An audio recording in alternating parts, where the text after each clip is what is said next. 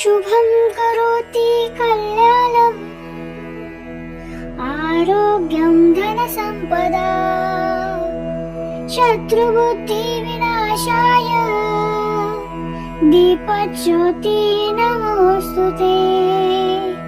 दिव्या रे दीपत्कार काणी कुंडल मोतीहार दिव्याला पाहून नमस्कार तिळाचे तेल कापसाची वात दिवा तेवे देवापाशी उजेड पडे विष्णूपाशी माझा नमस्कार सर्व देव देवतांपाशी।